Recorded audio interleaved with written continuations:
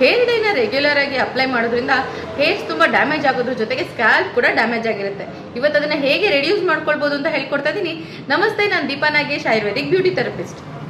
ಸ್ವಲ್ಪ grey hair ಆದರೆ ಸಾಕಷ್ಟು ರೀತಿಯ ಕೆಮಿಕಲ್ ಓರಿಯೆಂಟೆಡ್ ಡೈನ ಹಚ್ಬಿಟ್ಟಿರ್ತೀರ. ಆದರೆ ಅದರಿಂದ ಹೇರ್ ಕಲರ್ ಎಲ್ಲ ಕಂಪ್ಲೀಟ್ ಆಗಿ ಗ್ರೇ ಆಗಿ ಅಂದರೆ ಬಿಳಿ ಕೂದಲಾಗುವಂಥ ಚಾನ್ಸಸ್ ಕೂಡ ಇರುತ್ತೆ.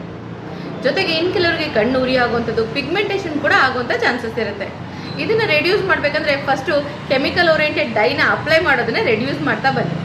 ಆಲ್ರೆಡಿ ಅಪ್ಲೈ ಮಾಡಿಬಿಟ್ಟಿದ್ದೀರಾ ಅನ್ನೋದಾದ್ರೆ ವಾರದಲ್ಲಿ ಒಮ್ಮೆ ಆದರೂ ಮೆಂತೆನ ರಾತ್ರಿ ಇಡೀ ಮೊಸರಲ್ಲಿ ನೆನೆಸಿಟ್ಟು ಅದನ್ನ ಚೆನ್ನಾಗಿ ಗ್ರೈಂಡ್ ಮಾಡಿ ಹೇರ್ಗೆ ಅಪ್ಲೈ ಮಾಡ್ಕೊಳ್ಳಿ. ಇದರಿಂದ ಹೇರ್ ಕಲರ್ ಏನು ಚೇಂಜ್ ಆಗಲ್ಲ, but chemical oriented hair colouring ಇಂದ ಆಗಿರುವಂಥ ಸೈಡ್ ಎಫೆಕ್ಟ್ಸ್ನ ನಾವು ವಿಡ್ರಾ ಮಾಡ್ತಾ ಬರ್ಬೋದು. ಬಿಳಿ ದಾಸವಾಳದ ಹೂವನ್ನ ಕೂಡ ನೀವು ಅಲೋವೆರಾ ಜೆಲ್ ಜೊತೆ ಚೆನ್ನಾಗಿ ಗ್ರೈಂಡ್ ಮಾಡಿ ನೀಟಾಗಿ ಹೇರಿಗೆ ಅಪ್ಲೈ ಮಾಡಿಕೊಂಡು 20 ಮಿನಿಟ್ಸ್ ಬಿಟ್ಟು ವಾಶ್ ಮಾಡೋದ್ರಿಂದ ಕೆಮಿಕಲ್ ಓರಿಯೆಂಟೆಡ್ ಪ್ರೋಸೆಸ್ ಇಂದ ಆಗಿರುವಂಥ ಡ್ಯಾಮೇಜ್ನ ಓವರ್ಕಮ್ ಮಾಡ್ತಾ ಬರ್ಬೋದು. ಇದೇ ತರ ಮತ್ತಷ್ಟು ಇಂಟ್ರೆಸ್ಟಿಂಗ್ ಅಂಡ್ ಇನ್ಫಾರ್ಮೇಟಿವ್ ಆಗಿರುವಂತಹ ಬ್ಯೂಟಿ ಅಪ್ಡೇಟ್ಸ್ಗಾಗಿ ನೋಡ್ತಾ ಇರಿ ವಿಶ್ವವಾಣಿ ಹೆಲ್ತ್ ಯೂಟ್ಯೂಬ್ ಚಾನಲ್.